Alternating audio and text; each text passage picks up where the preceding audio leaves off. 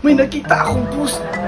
Bibigyan daw ng milyon ng maraming milyon kapag nahanap natin si Pastor Kibuloy. Talaga ba? Paano? Paano ang gagawin natin? Yun ang problema. Hindi ko alam kung paano. Alam ko na. Pa, kung asan siya hanapin. Talaga? Paano? Sige, turuan mo nga ako.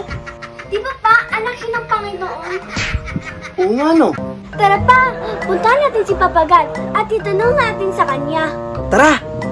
Ang tanong, paano? Madali lang yan, Pang. Hiramin natin ang lana ng aswang.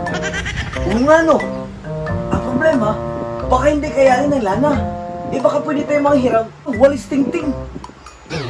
Ang tanong, Pang, asan natin hahanapin yung aswang? Yun ang problema. Saan kayo natin hanapin kayo aswang? Problema nga din yan, Pang, no? Ay, teka, may naisip ako. Gawa na lang tayo ng parachute. Itanong natin kay Papagad.